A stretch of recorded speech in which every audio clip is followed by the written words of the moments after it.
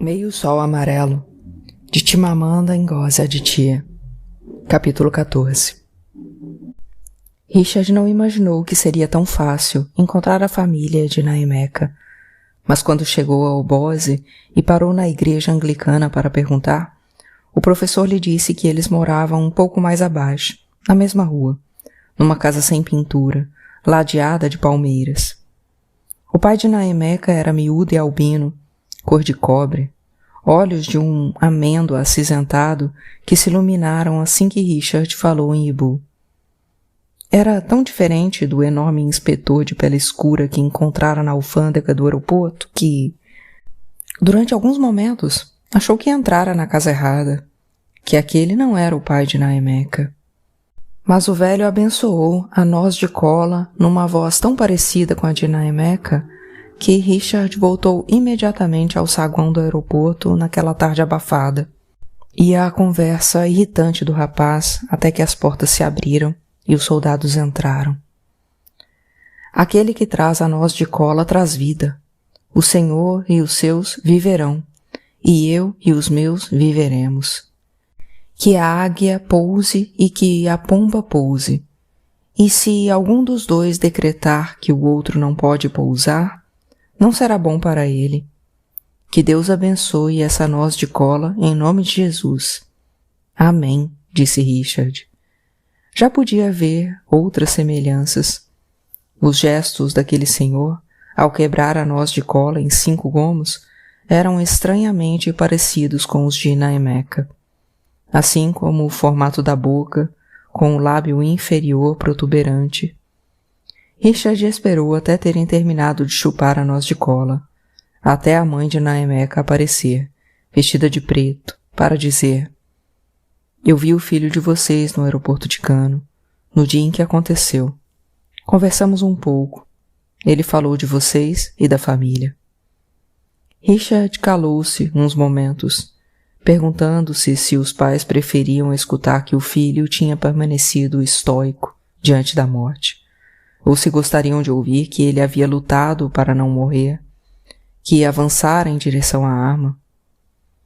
Ele me contou que a avó dele, de Umanati, era uma respeitada herbalista, conhecida em várias partes por ter achado o remédio da malária, e foi por causa dela que, no começo, ele desejou ser médico. É verdade isso, disse a mãe de Nhaemeka. Ele só tinha boas palavras para dizer sobre a família, acrescentou Richard. Escolhia suas palavras em Ibu cuidadosamente. Claro que ele só tinha boas palavras sobre a família. O pai de Nhaemeka lançou um olhar demorado para Richard, como se não compreendesse porque ele dissera o que todos já sabiam. Richard remexeu-se no banco. Vocês fizeram um enterro? Perguntou, para logo em seguida desejar não ter feito a pergunta. Fizemos, disse o pai de Nhaemeka. Fixou os olhos na tigela esmaltada que continha o último gomo de noz de cola. Esperamos ele voltar do norte, e ele não veio, de modo que fizemos o enterro. Pusemos o caixão vazio no túmulo. Vazio não, disse a mãe de Nhaemeka. Não foi você mesmo que pôs aquele livro velho que ele costumava ler na época do concurso para o serviço público? Ficaram em silêncio. Ciscos de poeira nadavam na fatia de sol que entrava pela janela. O senhor deve levar o último gomo de noz de cola com o senhor, disse o pai de Nhaemeka. Obrigado. Richard pôs o gomo no bolso. Quer que eu mande as crianças até o carro? Perguntou a mãe de Nhaemeka. Era difícil dizer como ela era, com um lenço negro que cobria todo o cabelo e boa parte da testa. Até o carro? Isso? O senhor não nos trouxe coisas? Richard abanou a cabeça. Devia ter levado o cará e bebida. Era, afinal de contas, uma visita de condolências, e ele sabia como as coisas tinham de ser feitas. Perdera-se em si mesmo.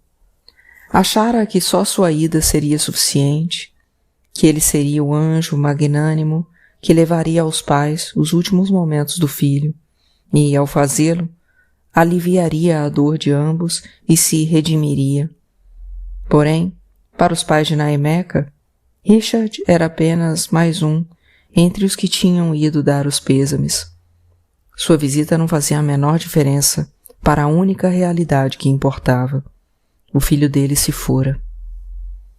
Levantou-se para partir, sabendo que também nada mudara para ele. Continuaria sentindo as mesmas coisas que sentia desde que saíra de Cano. Algumas vezes, torcia para enlouquecer, ou para que a memória desaparecesse de todo, mas, em vez disso, tudo assumia uma transparência tenebrosa e bastava fechar os olhos para rever os corpos estrebuchando no chão do aeroporto, para se lembrar da intensidade dos berros. Sua mente permanecia lúcida o suficiente para escrever respostas tranquilas às frenéticas cartas de tia Elizabeth, dizendo que estava bem, que não planejava voltar à Inglaterra, pedindo a ela que parasse de mandar edições em frágil papel aéreo contendo artigos sobre os pogroms nigerianos, com trechos sublinhados a lápis. Os artigos o irritavam. Antigos ódios tribais, escrevera o Herald, eram o motivo desses massacres. A revista Time saiu com uma matéria intitulada Man Must Walk, frase escrita no para-choque de algum caminhão nigeriano, só que o jornalista tomou a palavra walk no sentido literal, de golpear, surrar, e se pôs a explicar que os nigerianos eram tão naturalmente propensos à violência que chegavam a escrever sobre a necessidade dela nos para-choques dos caminhões de passageiros. Richard mandou uma carta enfesada à Time. No inglês crioulo dos nigerianos, escreveu ele, walk significa comer. O homem tem de comer. Ao menos o Observer fora mais habilidoso quando escreveu que, se a Nigéria sobreviver ao massacre dos Ibus, sobreviveria a qualquer coisa. Porém, havia um vazio em todos os relatos, ecos de irrealidade. De modo que Richard começou a escrever um longo artigo sobre os massacres. Sentado à mesa de jantar da casa de Kainene, enchia longas folhas de papel sem pauta. Tinha levado Harrison junto para Port Harcourt e, enquanto trabalhava, escutava um empregado falando com Ikejide e Sebastian. — Vocês não sabem como faz bolo de chocolate alemão? Uma risada. — Vocês não sabem como faz torta de ruibarbo? Outra risada desdenhosa. Richard começou escrevendo sobre o problema dos refugiados, provocado pelos massacres, sobre os comerciantes que largaram suas lojas no norte, professores universitários que deixaram suas faculdades, funcionários públicos que abandonaram seus postos nos ministérios. Lutava para concluir o último parágrafo. É imperativo lembrar que o primeiro massacre do povo Ibu, ainda em escala muitíssimo menor do que a ocorrida recentemente, foi em 1945. A carnificina de então foi precipitada pelo governo colonialista britânico, que culpou os Ibus por uma greve nacional. Mandou fechar os jornais em língua Ibu e, de maneira geral, incentivou o sentimento anti-Ibu. A noção, portanto, de que as matanças recentes são fruto de um ódio antiquíssimo é enganosa. As tribos do norte e do sul mantêm contato há muito tempo, pelo menos desde o século IX, como atestam as magníficas contas encontradas no sítio histórico de Igbo-Ukwu. Não há dúvida de que os dois grupos guerrearam e fizeram escravos, mas não se massacraram dessa forma. Se isso é ódio, então é um ódio bem recente. E foi causado, basicamente, pelas políticas informais de dividir e dominar, impostas durante o período colonialista britânico. Políticas que manipularam as diferenças entre as tribos e garantiram que a união jamais se concretizaria, o que tornou muito mais prática a governança de um país tão grande. Quando deu o artigo para a Kainene examinar, ela leu tudo cuidadosamente com olhos franzidos, e depois disse, bem feroz. Richard não tinha certeza do significado de bem feroz, assim como não sabia se ela tinha gostado do que lera, e queria muito que Kainene aprovasse. A aura de distância que a envolvia voltara, depois da visita a Olana, em Nusuka. Tinha posto uma foto dos parentes assassinados na sala. Arise rindo, vestida de noiva, tio Mambese, exuberante, num terno justo, junto a uma solene tia Feca, de panos estampados. Mas Richard não comentou nada, nem falou de Olana. Muitas vezes, Olene se calava em meio a uma conversa e, quando isso acontecia, ele a deixava em paz. Às vezes, invejava a capacidade de mudança que ela exibira depois dos massacres. — O que você achou do artigo? Perguntou. E antes que ela pudesse responder, perguntou o que de fato queria saber. — Você gostou? O que sentiu a respeito? — Acho que parece excessivamente formal e pomposo, disse ela. Mas o que sinto a respeito é orgulho. Sinto orgulho. Richard enviou-o ao Herald. Ao receber a resposta, 2 semanas depois, rasgou a carta, depois de lê-la. A imprensa internacional estava, em suma, saturada de relatos de violência da África, e a matéria de Richard era especialmente morna e pedante, escrevera o subeditor. Mas quem sabe Richard pudesse fazer um artigo enfocando o lado humano? Contando se, por acaso, eles entoavam alguma reza tribal enquanto executavam os assassinatos, por exemplo. Se eles comiam partes do corpo, como faziam no Congo, haveria uma maneira de tentar entender, de fato, a mente desses povos? Richard engavetou seu artigo. Assustava-se de ainda dormir bem à noite, de ainda se sentir calmo ao aspirar o perfume das folhas de laranjeira, de ver a calma turquesa do mar, de ainda ter sentimentos. Eu continuo vivo. A vida não mudou, disse ele a Kainene. Eu devia reagir. As coisas deveriam ser diferentes.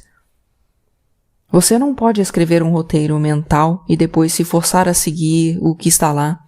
Você tem que relaxar, Richard, disse ela baixinho. Mas ele não conseguia relaxar. Não acreditava que a vida fosse igual para as outras pessoas que testemunharam os massacres. Seu medo aumentou ao pensar que, talvez, não tivesse sido mais que um espectador distante. Não temera pela própria vida, de modo que os massacres se tornaram algo externo, fora dele. Vira tudo através das lentes remotas da certeza de estar seguro. Mas não podia ser. Kainene não estaria a salvo se estivesse lá. Começou a escrever sobre Naimeka e sobre o cheiro adstringente de bebidas alcoólicas misturado com o de sangue fresco, no saguão daquele aeroporto onde o garçom jazia com a cara estourada por um tiro. Mas parou, porque as frases eram risíveis, melodramáticas demais. Soavam exatamente como os artigos da imprensa internacional, como se a matança nunca tivesse acontecido e, ainda que tivesse, não houvesse sido daquele jeito. O peso do eco de algo irreal afundava cada palavra. Ele se lembrava com clareza de tudo o que acontecera no aeroporto. Mas, para escrever sobre isso, teria que imaginar de novo, e não tinha certeza se conseguiria. No dia em que a secessão foi anunciada, ele estava com Kainene na varanda. Ouviu a voz de Ojuko no rádio e, depois, a abraçou. De início achou que estavam ambos tremendo, até que recuou um pouco para olhar em seu rosto e percebeu que Kainene estava absolutamente imóvel. Só ele tremia. Feliz independência, disse ele. Independência, disse ela antes de acrescentar. Feliz independência. Ele queria pedi-la em casamento. Era um novo começo, um novo país, o novo país deles. E não só porque a secessão era justa, tendo em vista tudo o que os Ibus aguentaram, como também pelas possibilidades que Biafra teria para ele. Ele seria biafrense de um jeito que jamais poderia ter sido nigeriano. Estava ali desde o início. Tinha partilhado o parto. Faria parte. E repetiu: "Case comigo, Kainene", várias vezes na cabeça. Mas não conseguiu dizer em voz alta. No dia seguinte, voltou para Nusuka com Harrison. Richard gostava de Phyllis Okafor. Gostava da verve e das enormes perucas, do sotaque arrastado de sua Mississippi natal, bem como da armação severa dos óculos, que disfarçava o calor de seus olhos. Desde que parara de ir à casa de Odênibo, passava quase todas as noites com ela e o marido. Na Nielugo. Era como se ela soubesse que ele tinha perdido a vida social e o convidava com insistência para ir ver apresentações no teatro de arte, assistir às palestras públicas e para jogar squash. De modo que, quando ela o convidou para ir ao seminário Caso Haja Guerra, que a Associação das Mulheres da Universidade estava organizando, Richard aceitou. Era uma boa ideia preparar-se para o pior, claro, mas nunca haveria uma guerra. Os nigerianos deixariam Biafra em paz, não lutariam com um povo já alquebrado pelos massacres. Ficariam felizes de se livrar dos zibus, de todo modo. Richard tinha certeza disso. Já como reagiria se topasse com Olana no seminário, era questão duvidosa. Fora fácil evitá-la até o momento. Em 4 anos, passara por ela de carro umas 2 vezes. Nunca mais frequentara as quadras de tênis, nem o clube, e também não fazia mais compras na Western Shop. Parou ao lado de Phyllis, na entrada, e examinou o salão. Olana estava sentada na frente, com o baby no colo.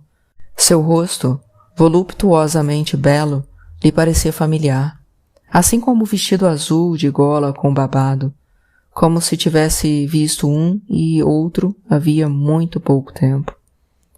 Desviou a vista e não conseguir conter o alívio de ver que Odênibo não fora. O auditório estava cheio. A mulher que falava no palco repetiu as mesmas palavras várias vezes.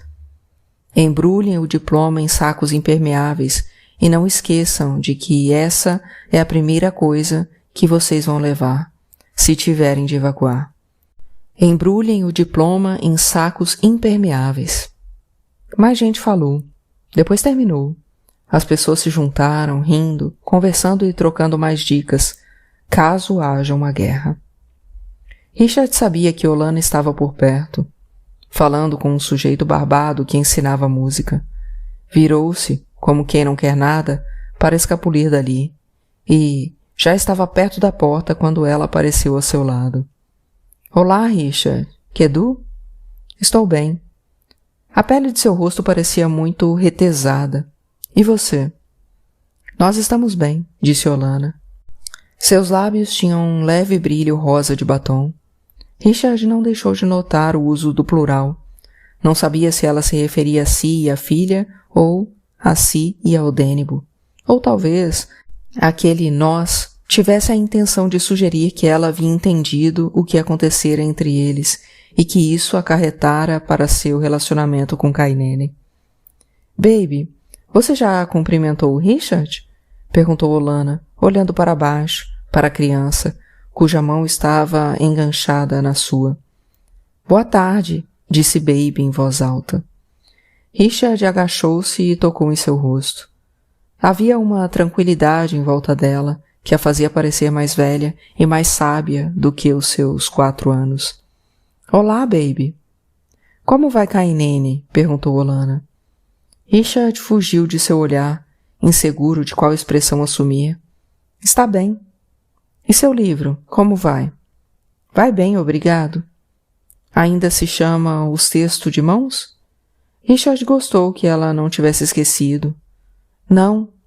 Calou-se e tentou não pensar no que acontecera com aquele manuscrito, nem nas chamas que deviam tê-lo consumido com tanta rapidez. Agora o nome é Nos Tempos dos Vasos de Cordas. Título interessante, sussurrou Olana.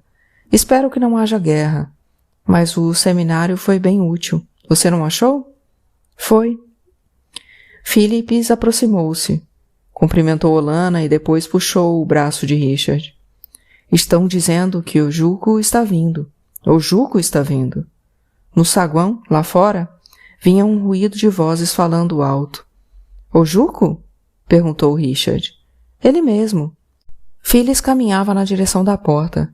Você sabia que outro dia ele fez uma visita surpresa ao campus de Enugu? Parece que agora chegou a nossa vez. Richard seguiu-a e saíram da sala. Uniram-se a um punhado de catedráticos parados ao lado da estátua de um leão. Olana desaparecera. Ele está na biblioteca agora, disse alguém. Não, ele está no prédio da diretoria. Não, ele quer falar com os estudantes. Está no prédio da administração. Alguns já dirigiam rapidamente para o bloco da administração, e Phyllis e Richard foram atrás. Estavam perto das acácias da sombra que tinham sido plantadas ao longo da estrada para carros, quando Richard viu o homem de barba, numa farda austera, elegante e acinturada, marchando pelo corredor. Alguns repórteres correram para alcançá-lo, erguendo gravadores como se fossem oferendas.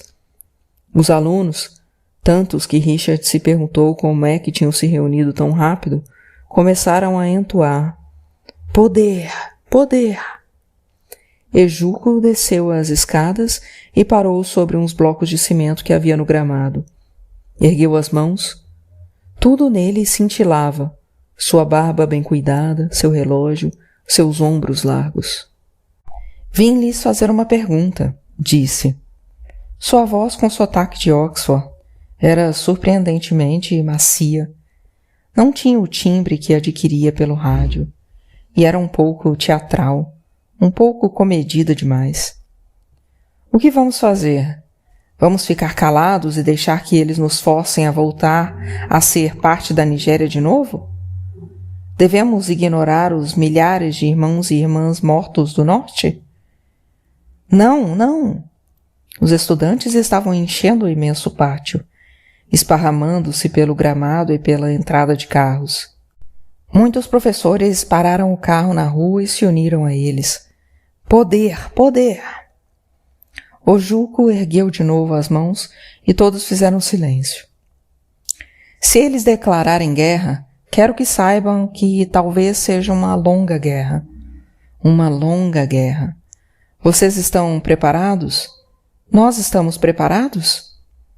Estamos, ó Juco. Ni Egbe. Dê armas para nós. Iwe Dinaí Ogbi. Há ódio em nosso coração.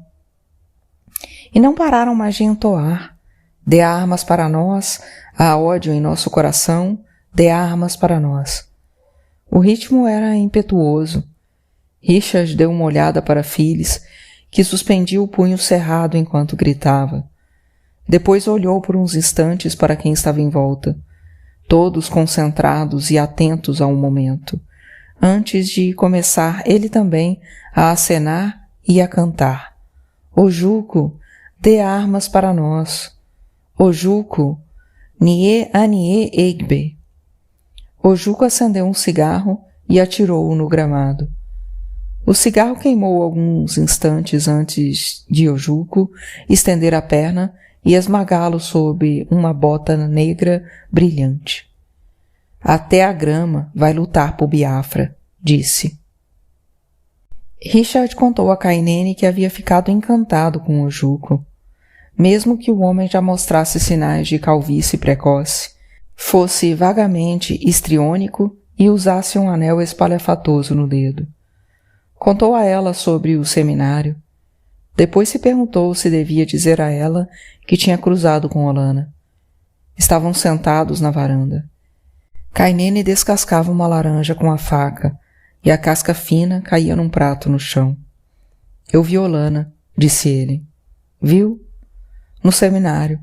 A gente se cumprimentou e ela perguntou de você. Sei. A laranja escorregou-lhe da mão. Ou talvez Kainene tenha jogado a fruta no chão, porque ficou onde caiu, no chão de cerâmica da varanda. Desculpa. Achei que devia contar. Levantando-se, Richard pegou a laranja e deu para ela. Mas ela não aceitou. Ergueu-se e foi até a balaustrada. A guerra está chegando. Port Harcourt está enlouquecida.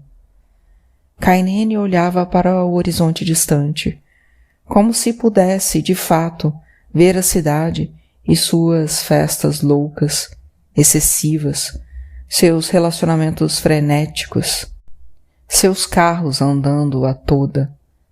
Um pouco antes, nessa mesma tarde, uma moça muito bem vestida se aproximara de Richard, na estação ferroviária.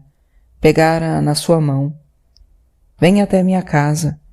Nunca fiz com um homem oimbo antes, mas agora quero tentar de tudo, disse ela, rindo, embora o desejo delirante em seus olhos fosse sério o bastante.